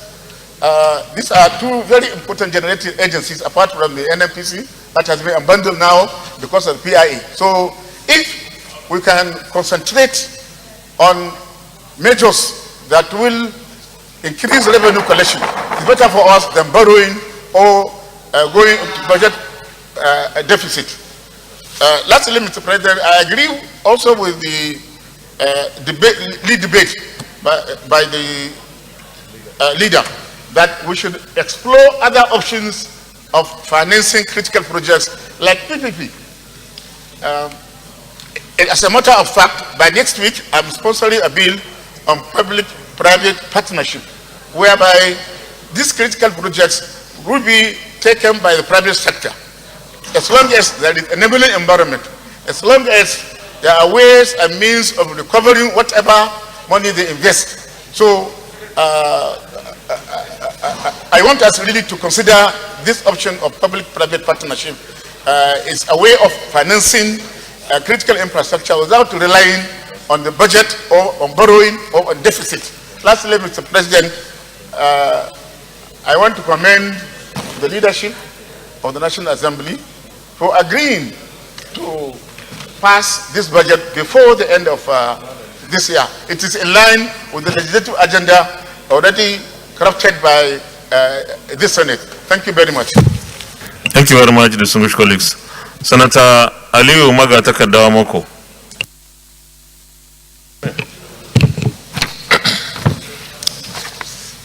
Mr. President, my dear colleagues, let me join the two earlier speakers in commending Mr. President for timely submission of 2022 budget for the National Assembly's consideration and passage. Equally, Mr. President, let me commend the Senate leader for giving a good summary of what the budget 2022 is all about in a very summarized manner for all and sundry. Having said that, Mr. President, since the budget has just been distributed just a few minutes ago, we cannot go into details, but I'll just make a general comment on the 2022 budget submission. One, I want to state that the budget has addressed broad national issues and concerns in a very broad and mature way as much as possible. Equally, Mr. President, in the budget, the issue of completion of ongoing projects, as highlighted in the budget, is something worth commending. Because over the years, we have so many projects scattered all over the country, abandoned with piecemeal budgeting system over the years, to the extent that many of those projects will never see the light of day. Will never be complete.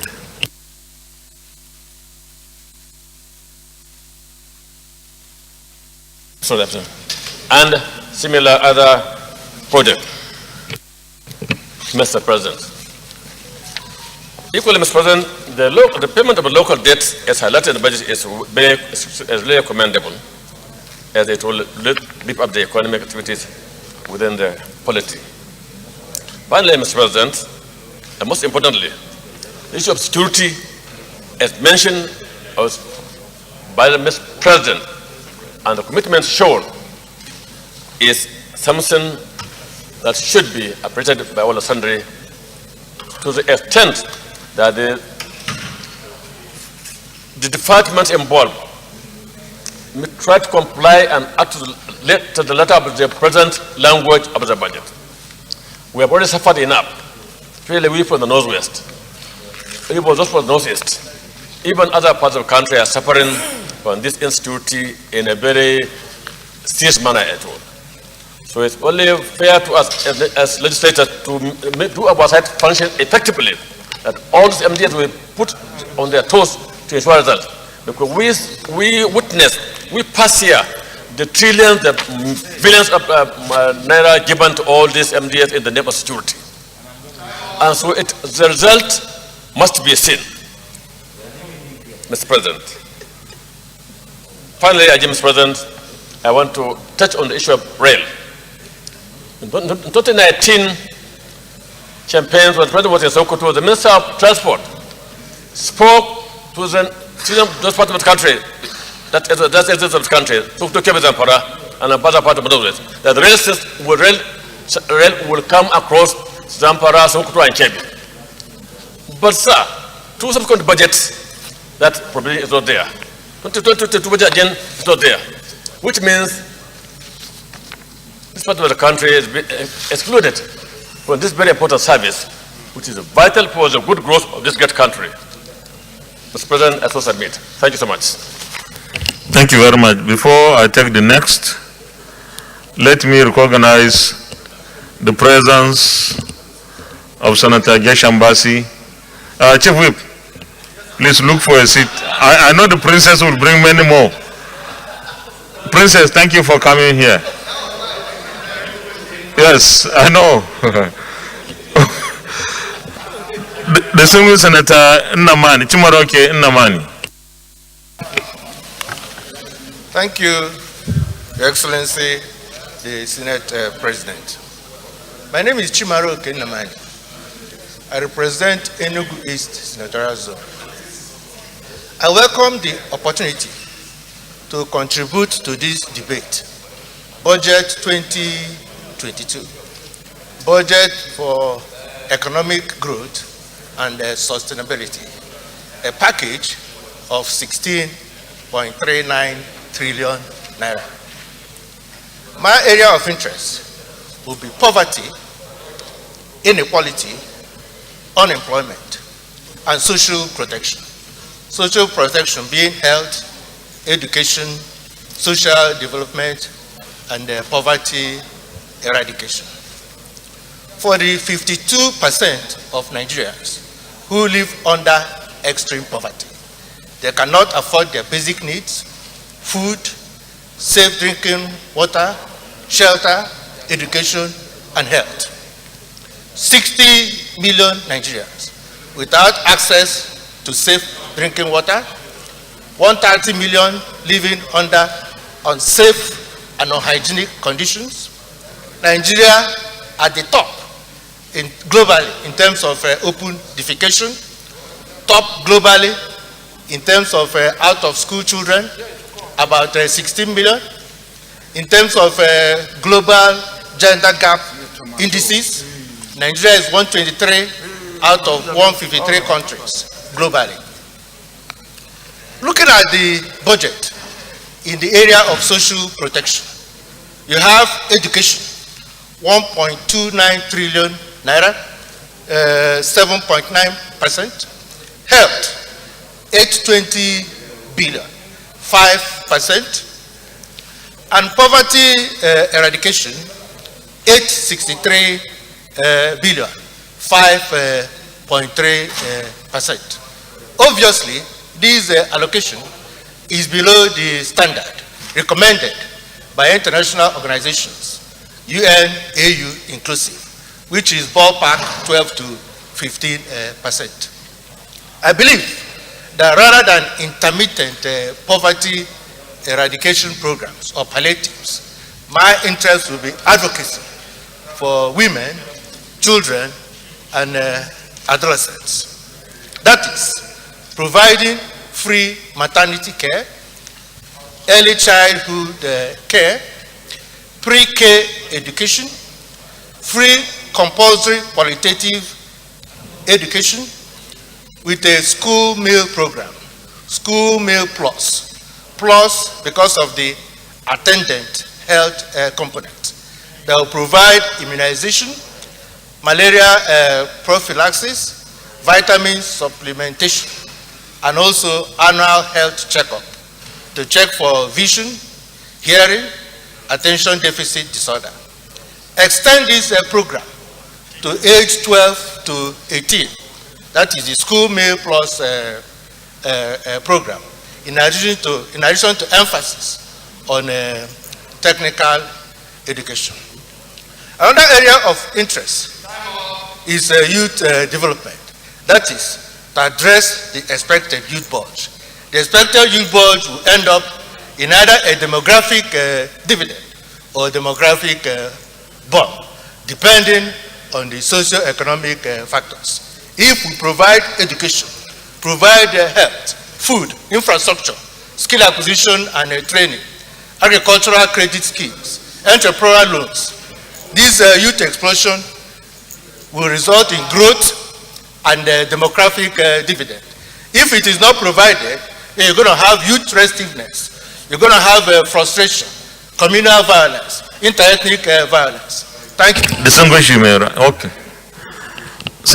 Distinguished Senator Ibikule Amosu.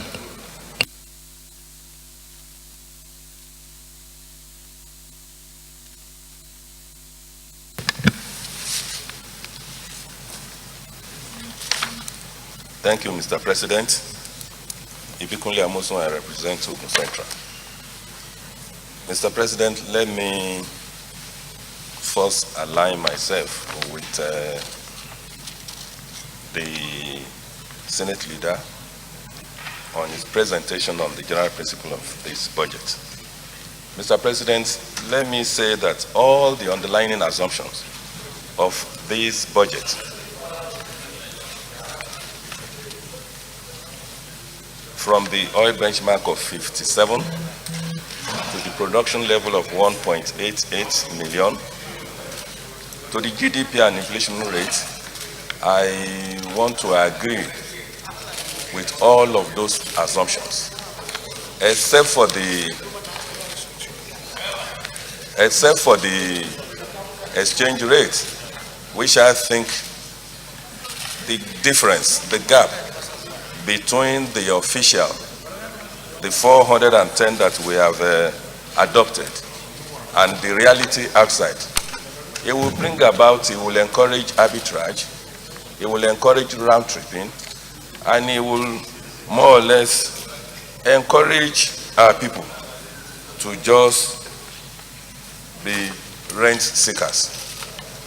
Mr. President, for me, a lot of people have talked about the deficit budget, and in particular about the debt that the federal government is going for in order to fund this budget. Mr. President, debt on its own is not a problem. Once we want to ensure that the debts are for critical infrastructural development, for me,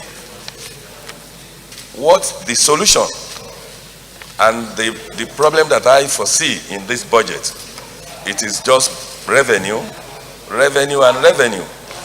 Once we are able to improve on our revenue, I think even the distinguished, please. Who is distinguished?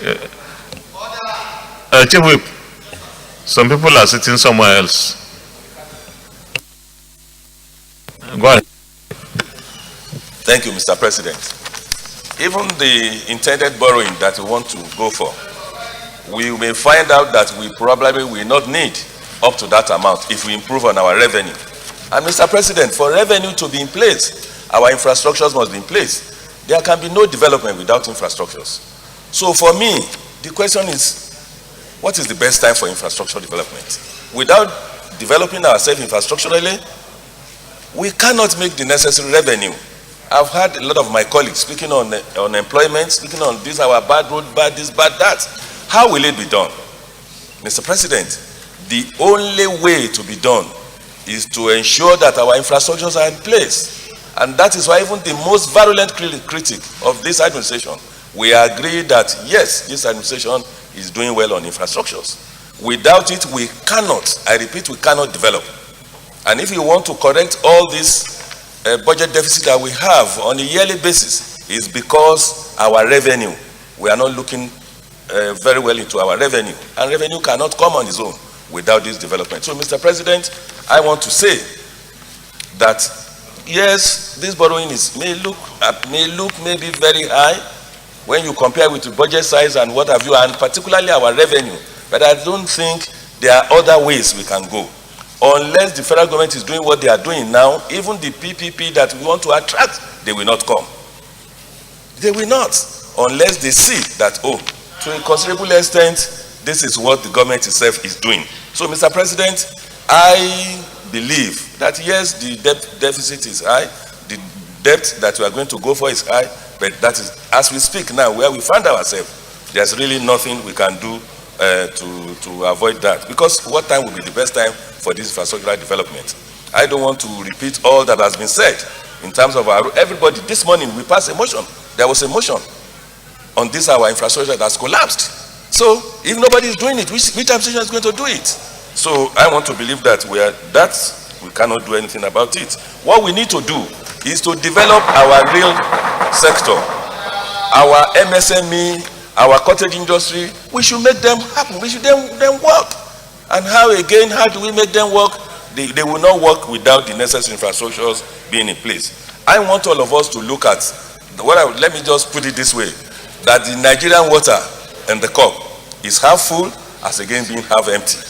On that few comments, Mr. President, I want to say that we, the Senate, the National Assembly as a whole, we should do our bit to ensure that all these our MDAs will ensure that we increase our revenue with what the federal government is doing in the area of infrastructural development. Thank you, Mr. President. I so submit. Is there anyone who wants to make his contribution today? Deputy Minority Leader. Distinguished colleagues, please, let's listen to our colleagues in silence. Chief Whip, keep the time. Thank you, Mr. President. Very distinguished colleagues. I remain Senator Boacha Emmanuel. I represent Taraba South, Northeast Nigeria. Mr. President, a fortnight ago I was in the senatorial district. In the course of interaction with constituents, everybody's concern was the state of security of the nation or the challenges of insecurity. Now, after the budget was presented, quite a number of constituents were happy that attention is given to the security sector. This is because the economic growth and sustainability we emphasize can only be achieved in an atmosphere of peace, where there is guaranteed a safety of people and properties. Having said this, Mr. President, I want also to say that the growth of the economy will base largely on development of infrastructures. In this Senate, 3 years ago, I rose to commend the government in consideration of the construction of the Ibi River, the bridge across River Ibi, which is a connecting point between most states of north-central Nigeria to the southeast and to the northeast. The approval for the construction of this bridge was held by my constituent, not only in Taraba State, in Benue, in Adamawa, and the adjoining state because of the economic importance it portends to the people. Mr. President, since the approval of the construction of a bridge across River Ibi, till date, there has been no significant appropriation or allocation for this project to take off in earnest. As we speak, contractor had mobilized to site for almost 2-3 years now, but yet nothing is happening because of a very infinitesimal allocation that is being made for this particular project. And it plays key role. It's going to play a key role, like I said, in connectivity of these adjoining states and regions. So I will appeal to my colleagues, particularly to the Committee on Works, where I sit as Vice Chairman, because it's not just only about the committee, but it requires a collective understanding of that which is very, very important. And I will crave the indulgence of my colleagues to look into this matter, because the project has been on for a while now. So, Mr. President, having said this, I pray that this budget will yield the needed result. That is economic growth and sustainability. What we have depends on how we agree to work together as a nation, which is key in whatever goal we have set for ourselves. I so submit, Mr. President. Thank you very much. Is there anyone who wants to make his contribution today? Okay, Leader of the Senate. Mr. President, my highly respected and distinguished colleagues, having arrived at this point in our debate on the 2022 budget of the federal government of Nigeria, and having taken most of those who have indicated interest in speaking today, I would like to move a motion that this Senate do adjourn for the continuation of this debate to Wednesday, 13th October 2021 at 10 a.m. prompt. I so move. Minority Leader. Thank you, Mr. President. As a second. Distinguished colleagues, before I put the question for adjournment, let me remind us that tomorrow will be the final day, the second and final day for the budget debate. And I imagine that most senators would like to make their contributions tomorrow. So we'll start tomorrow's session at 10 a.m. in order to be able to accommodate all those who want to speak tomorrow. So I urge us to please be around from 10 so that we're able to start in good time. With this, let me put the question. Those in favor of the motion that this Senate do adjourn till tomorrow, the 13th day of October 2021 at 10 a.m. from say aye. Those against say nay, the ayes have it. The Senate is hereby adjourned till tomorrow, the 13th day of October 2021 at 10 a.m. from. Thank you.